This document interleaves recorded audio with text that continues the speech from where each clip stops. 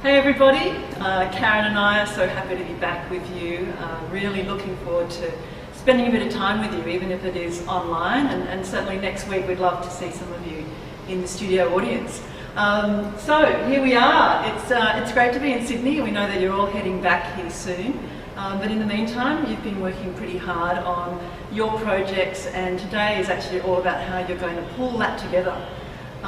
This afternoon Karen is going to work with you on how to structure, how to distill that information that you've collected, because from what we've been hearing there's a lot of information, and I'm sure at this very point you're trying to work out how do I distill all of that into something that can fit into 4 or 5 minutes. So, and then thinking about how you might deliver that, which we're going to focus on for you next week as well. So today, really thinking about the structure and how to pull that together.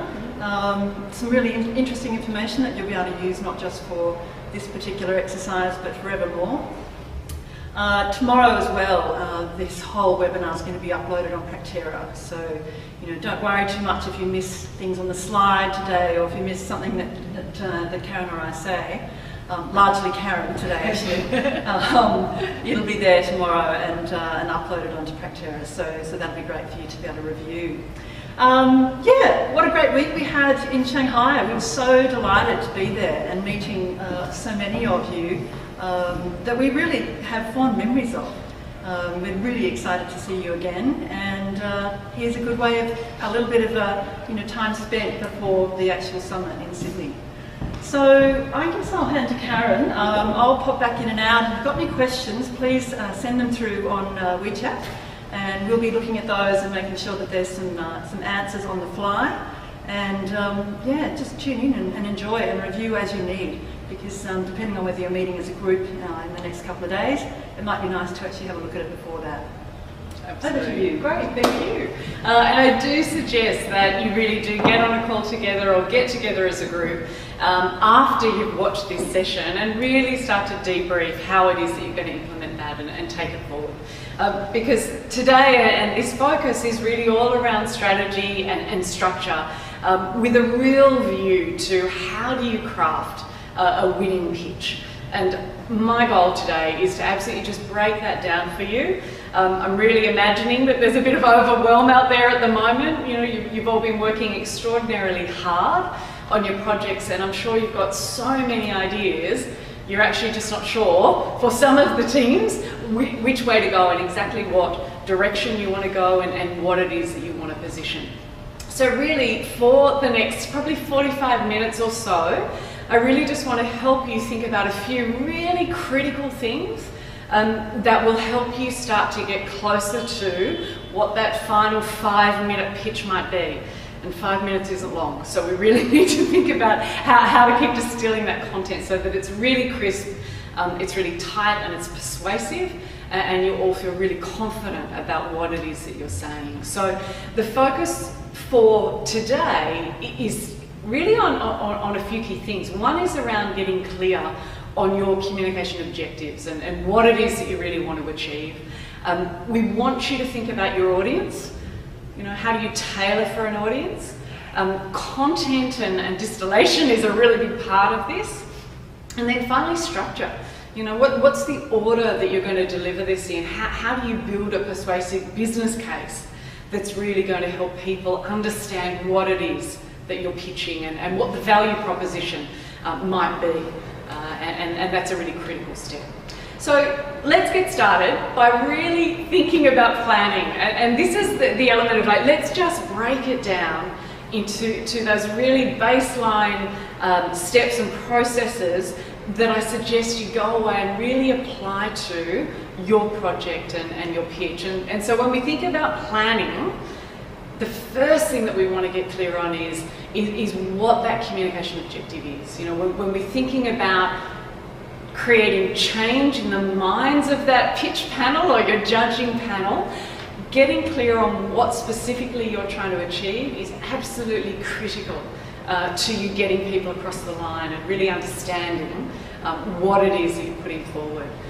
Audience is important, so really start to think about, for your industry sector, for the people that are likely to be your judging panel, what might might be top of mind for them? You know, what are their hot buttons? What are they focused on? And how might you tailor something so that it's very relevant for them? As you said in our little introduction, it's about the content. And one of your biggest challenges right now is you're going to have this much content. And our job is to really almost put that through the filter and through a funnel to start to distill it. It's about building structure, and it's about, next week we're going to focus on delivery skills, and that's everything from owning the space, you know, that confidence, authenticity. We'll work on that physical, vocal, eye contact, how you engage. So that's next week's session. So please, for those that you can get down into the studio, please come, and for the rest we'll connect with you online. All right, so let's talk about setting some communication objectives. And really it's important to remember that what you're doing is very much in a business context. So whether you're thinking about, you know, big social impact issues, or whether you're thinking about a startup, in essence it's really around that business proposition. And in a business presentation, typically we want to focus on one of three objectives. You know, we are either trying to inform, which is really to educate. We are trying to persuade, so we're trying to create change in how people feel about something, or we're trying to motivate, which really comes down to changing behaviour. So the critical thing here is that something must change. And the only way that you're going to create change is if you know specifically what that objective is and what it is you're trying to achieve. What's that outcome? And so you really want to start your presentation absolutely with that outcome in mind. So that's a bit on objectives, but of course we have to achieve them. So when it comes down to creating change, there's always a level of persuasion that's involved in that. And too often we see in business people think, oh, well, the facts speak for themselves, or the data tells the story. It doesn't, you do. And so really, when you're up there and you're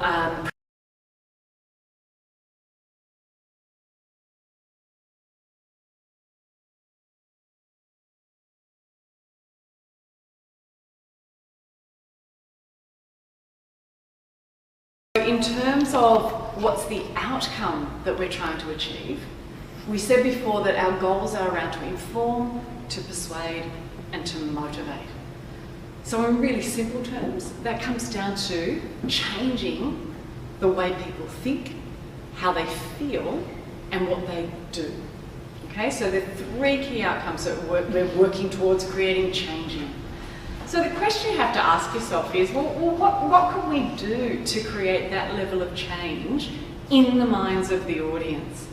And there's so many things you can draw on, you know, whether it's facts and stats, whether it's stories and anecdotes, might be case studies, little snippets, quotes that you might have seen. It might actually be simply you, that a little bit of humour or a little bit of warmth or spontaneity in your delivery creates an emotional connection. So there's so much that you've got at your disposal to really create change. But the interesting thing is that oratory persuasion, it's not new. You know, we think of this as a modern phenomenon. Our PowerPoint presentations and the way that we communicate in a business context, but oratory persuasion dates back to Aristotle. And Aristotle came up with 3 persuasion pathways, and they are as relevant today as they were then. And you'll be interested to see how simple they are. So Aristotle's persuasion pathways were ethos, which is really about character. And this is why I say, don't take authenticity, your passion, your belief in the work that you've done and what you're putting forward, that will carry so much in terms of persuading an audience to buy into what it is that you're putting forward. Of course we need logic, and we need to build a persuasive business case for people to understand what it is that we're trying to present, and to really be able to see the value in that. And so logic's really important, but as you said, so is emotion. And too often we rely heavily on the logic and our intellect, But really, people are people. And so your passion, your energy, your stories also shape the outcome that you are likely to achieve.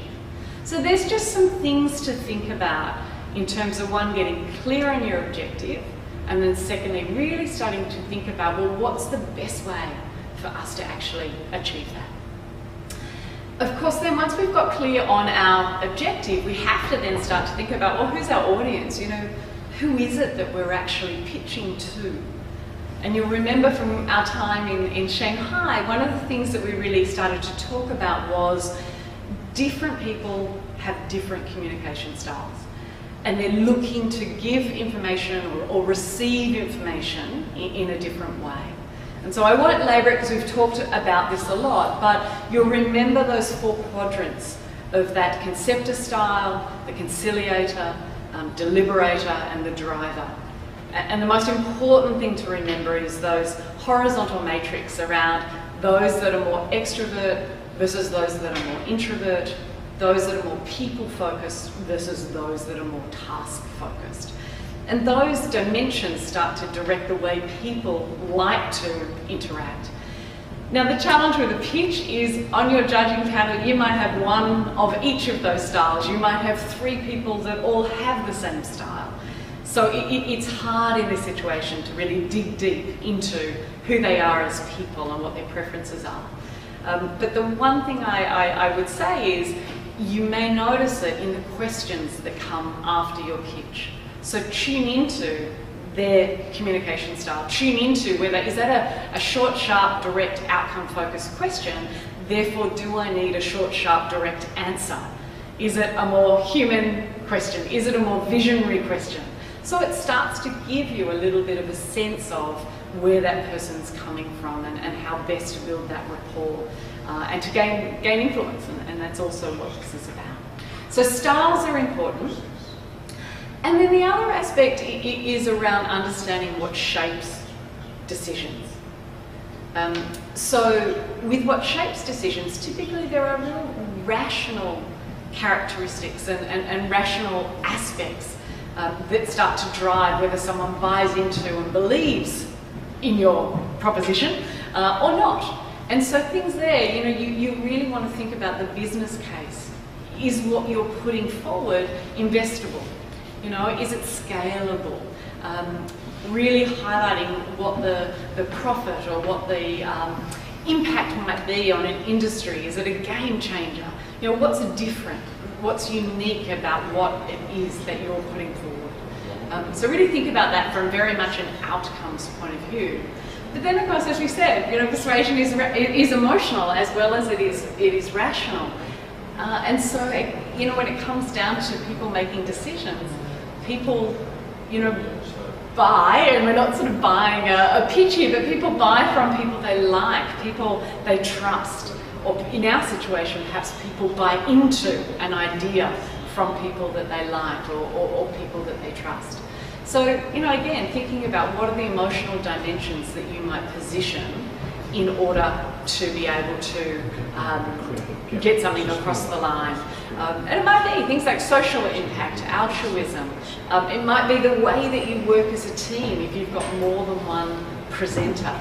So these are all the important things to start to think about in terms of those decision influences and what might shape whether you get through to the final or not in the end. You know, it's not about winning, it is absolutely about the experience. But those are the things that start to be more persuasive, more impactful in what it is that you put forward. So that's a little then around audience and what you might think of.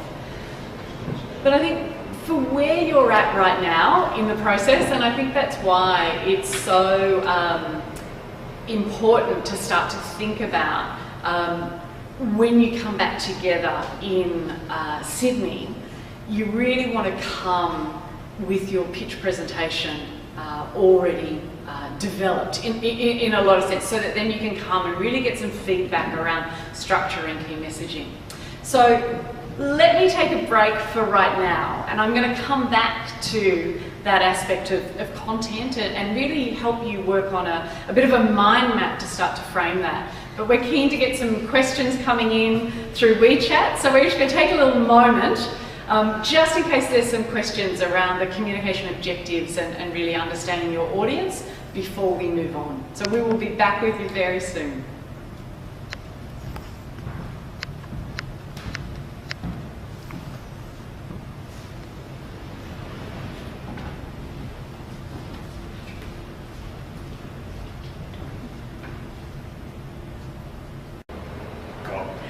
And we're back.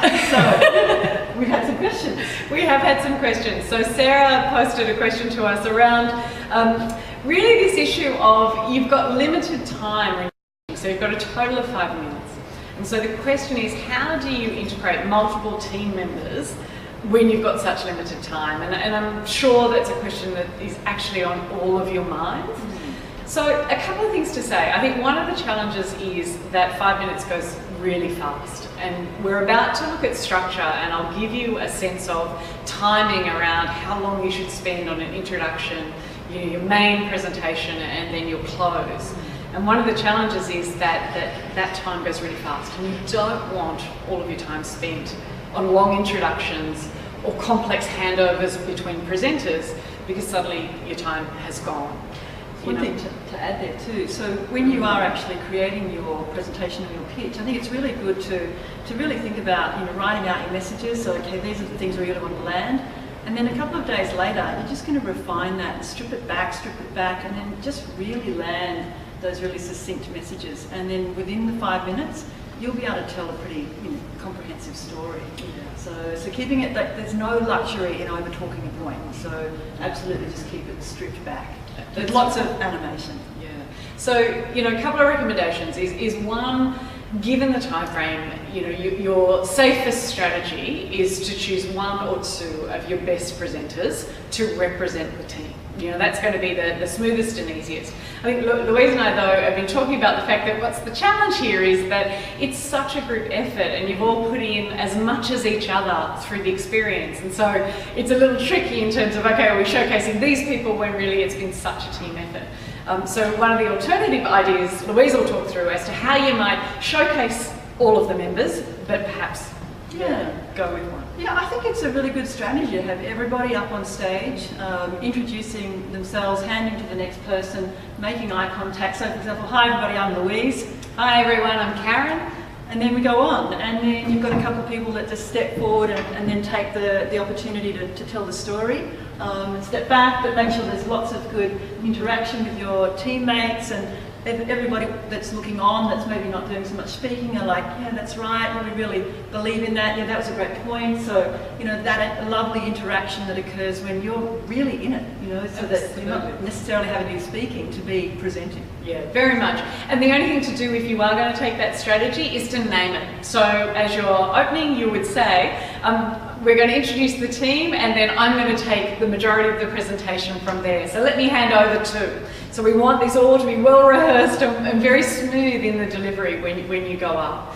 So and during the summit, when you do spend some time with Karen and perhaps one of our other team members, focusing on that stagecraft, it's really important that you set on that stage where you're going to be, where it feels right.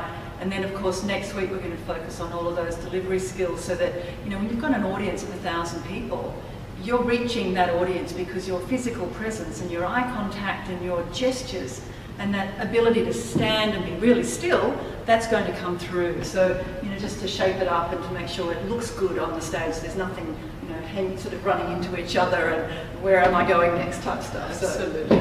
So in short, it's make really clear choices about the way you're going to manage that process, and then secondly, rehearse it, so that you're all on the same page around how that's going to play out, and in both what you say and how it happens on stage. But as Louise said, we'll do a little bit more next week on delivery, and then when we come together in Sydney, hopefully we'll get a chance to do a very short rehearsal with each of the teams, just to give you that individual feedback and make sure that it's all smooth on the day. So do you want to continue on now with structure, and then we'll come back to the questions after? Absolutely. All right, let's do that. Great, lovely, thank you. All right, so we have so far talked about having really clear communication objectives. We've talked about understanding your audience, And now we're going to talk about the really hard part, which is what goes in and what goes on the cutting room floor as far as all of the myriad of ideas that I'm sure you've all come up with. So what I'm going to share with you as a framework, and it's a little bit of a cross between a really linear structure and a mind map, but we call it a message map. And it's based on a couple of principles, and in a moment I'll share it with you, but it's based on this idea of top-down thinking. And remember earlier I used that analogy of we're trying to filter. You know, right now there's more ideas than you can go with in a 5-minute period. So we really want to distill that down. And so some really hard choices are going to have to be made about what elements you want to highlight about the overall project that you've created. So that's one thing. So it's top-down thinking, start from the macro, building to the micro and the specific. And the second aspect of the model I'm about to share is it's based on the rule of 3. And there's a lot of research been done into the human brain and how we remember things, and we most easily remember things in sets of 3. Now, it may be that you've got 4 things that you desperately have to talk about in your presentation, and if that's the case, then go with it. So really use 3 just as a bit of a golden rule with some flexibility. What we don't want is we've got 7 things that we want to cover in 5 minutes, because you're just not going to get there.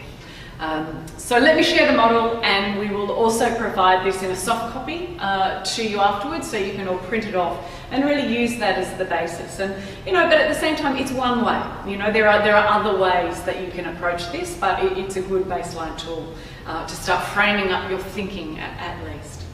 All right, so let's go through it. So firstly, what we're starting with is your topic or your idea, the essence of what it is that you are pitching or presenting. What we suggest then is that you break that topic into 3 core agenda items. Okay, so think of these as, I always think of them as newspaper headlines. You're headlining what's coming, you're signposting. It's almost that sense of these are the umbrella topics that you want to then drill down into. But you really want to have just 3 of those. From there, we want to look at, okay, well, what's the support? And again, we're saying a rule of 3, but for some of these agenda items, you might have 4 for one and 3 for another, and that's fine. But I guess the point is, in 5 minutes, you have to be succinct, and it really goes to what Louise was just saying around being really clear and crisp for each presenter on what are those key messages that we're trying to get across. And when it comes to persuasion, this is also your business case. So, whether it is that you're putting in support around facts or stats, it might be where you've got a case study example or a human interest story, story on how you might demonstrate the value or social impact on what it is that you're presenting. But this is where you really want to be strategic around making this as persuasive as possible. And then we get towards the end of your pitch, and it is one of the most critical things to do, and it's what some people forget or think they don't have time for, but you really have to have a summary. So even though 5 minutes is a short period of time, if any of your judges have, maybe tuned out just for a moment, or they've got so much information coming, they've not stayed on track with every aspect of what you're presenting, this is your chance to really get home 3 key messages that represent and close. So, the top and the tail is actually really important for clarity. Now, what you choose as your agenda headings, it might just be 3 different aspects of the project you've looked at. It might be context that you start with, and then you talk about perhaps it's, a startup venture as the second one, and maybe it's, the financials or getting into the market analysis or why you think that this is important. There's many ways that you can come at your pitch, and really you want them all to be unique and different. So what I don't want you to think is that we're saying this is the cookie cutter, you have to put everything through. You'll all find your own way around this, but structure is key, and being really clear on message is really important. So that's one model, and certainly happy to take some questions at the end if there's any clarity required around that. And also we're back together next week, so if anything comes up through the week, by all means reach out. So that's getting your content themes right. And then of course it's looking at, well, what's the order of delivery? So if you think of that as almost your message map and really a bit more of the big picture, now it's about saying, okay, how are we going to structure this in a way that really does build that persuasive case? And I'm going to take this really back to basics, and most of you have been through university, perhaps not all, but most of you will have, and I'm going to take this back to a simple structure that you would have used when you wrote your essays. And it's the same for a presentation. So at a really basic level, you simply need three things. You need an introduction, you need a body, and you need a conclusion. You know, that was drummed into all of our minds. And it's the same with a presentation. Now what I've indicated on the slide is how much time you should allocate to each one of those. So thinking about this, you really only want 10% of your time on that introduction and agenda. And that includes introductions of people. And that's why that needs to be really succinct and really tight.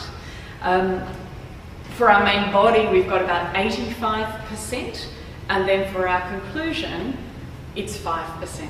So when you do the math on a 5-minute presentation, that opening and that close is really tight. And that's why I really recommend that you rehearse that particularly.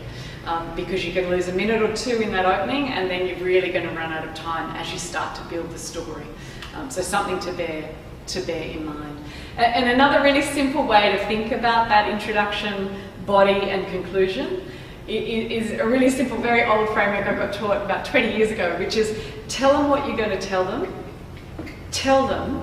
and tell them what you've told them. Okay, so it's a really simple little mind model to have, but in essence that's what it's about, albeit within a tight 5 minutes in this case. So that's our structure. But now we need to look at, okay, with that message map, what's the order of delivery? So how do we work through that? Because we plan that out vertically, but in its delivery you actually snake through it horizontally. So let me explain and clarify that. So this is the flow. We start with our opening remarks. Now the purpose of that is really where you establish yourself, or it might be you might have someone you're presenting with, so of course that's where the introductions have to happen as well.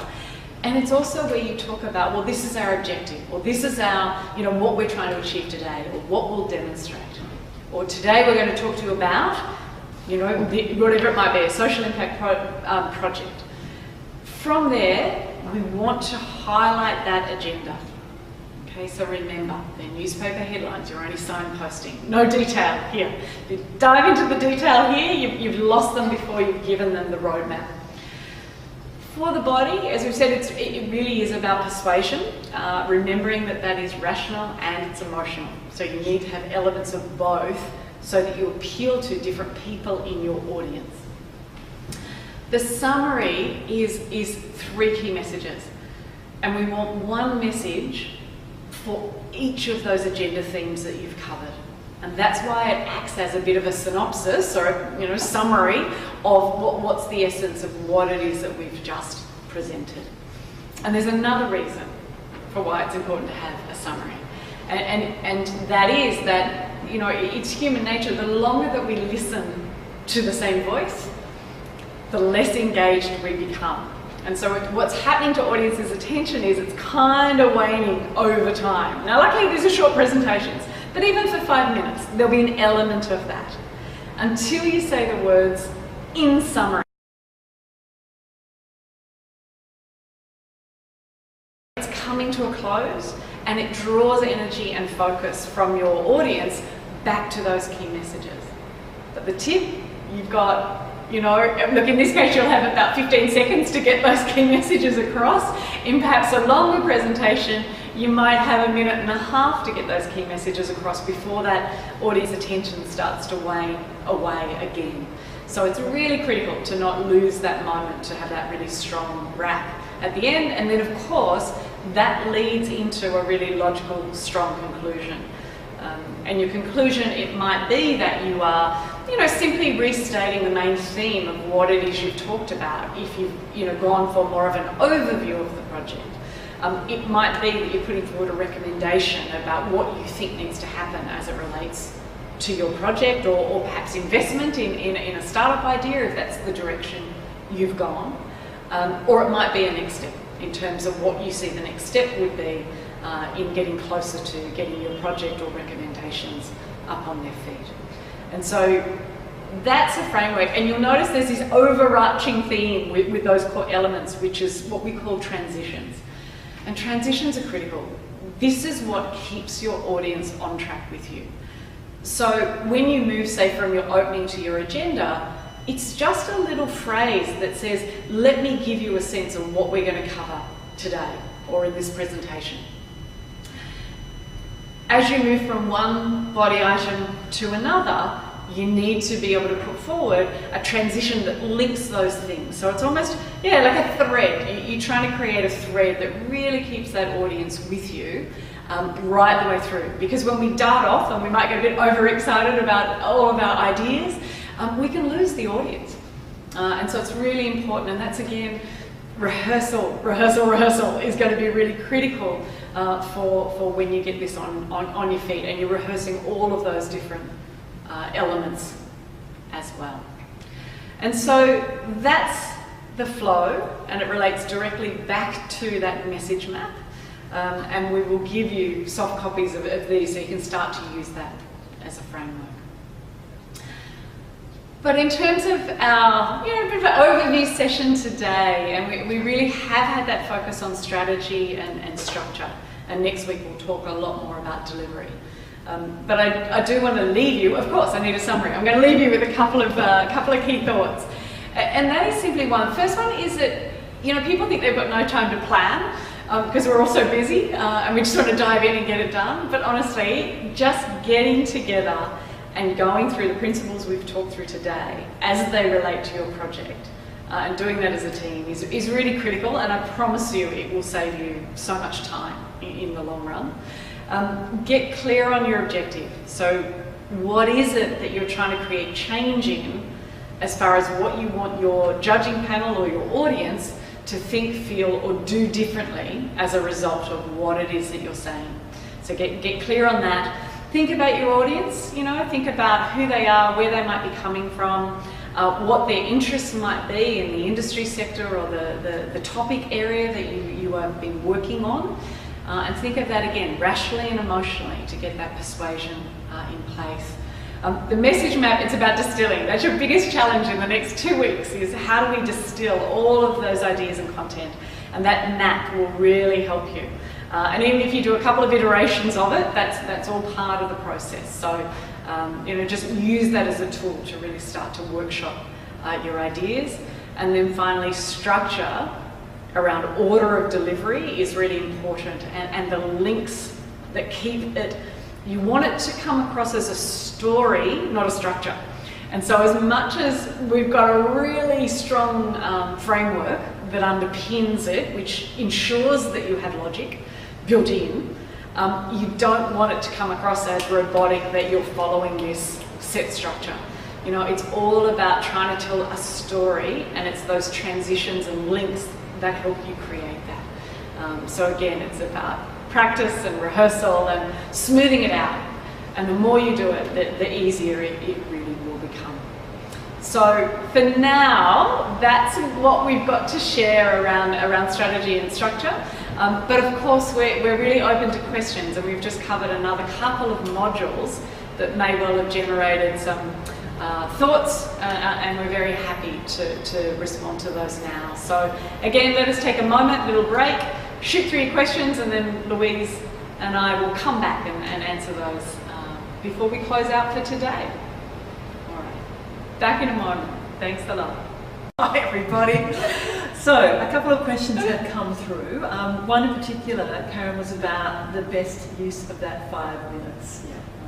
We've talked a little bit about the amount of speakers and the way to make sure that everybody's acknowledged, but should they jump straight into solution, or what do you recommend? Yeah, so it is a really great question, and I think the tendency for many of you will be to want to jump straight into solution. And particularly when we feel that time pressure, that's a natural feeling to want to get across as many ideas as you can in the time that you've got. But I am going to encourage you to take a bit of a big picture view and kind of almost pull back from that, because you have to put yourself in the mind of the audience. And while you have been immersed in this for the last 10 weeks and more, the audience hasn't. And so your knowledge of it and where your entry point around the topic is going to be so far down the track and so far advanced compared to your audience. So it's really important that you don't just dive into solution, and that you set the scene for why is this important. Okay, so you've got to give them context, even briefly. It might only be a minute of context before you then start to drill down into solution. Otherwise the solution's coming at them and they've got no idea what it relates to. So it's a really important thing to do. Yeah. And having a look at Simon Sinek's model, we start with why is a really good example there. There's some really great YouTube that you'll be able to access of him, and his book is great too. So starting with the why, the purpose, maybe talking a little bit about the how, and ultimately what's the outcome, which is your what. Absolutely. But don't start with the what. Yeah, it's too much detail. So the next question was around transitions. So we talked about those linkages and how do we create a story. And so people were just after just some examples or different ways in which you might do that. So just a good example of a linking statement is perhaps to say, so now we've talked a little bit about what we've studied and what we've researched, so now let's have a think about how we've put that into a solution. That's an example of a link. So you're actually taking them on the journey with you, and you're not just jumping from one thing clinically to the next. And that's a quick way to tell that story without spending a lot of time. Absolutely. And the key to that is also, it keeps it conversational, and that's the goal. You don't want this to feel like a really rigid 3-point structure that you're getting across. So the idea is it's story, it's conversational, you're just having a chat, and so you want your language to reflect that as well. And something that we'll cover next week, but it's never too early to start thinking about this, and that is likability. So when you're standing on the stage, if you're looking petrified, and likely, you may well be, and that's nerves and adrenaline, and that's okay. But if you've got a smile on your face, if you're there as a team, if you're feeling like, we've really travelled the journey together, we started in Shanghai, and here we are in the town hall, it's a really lovely feeling for the audience to actually just tap into that, and they know that, you might be a little bit sort of panicked about the fact you're going to be in the spotlight, but, gee, you're really proud of what you've done.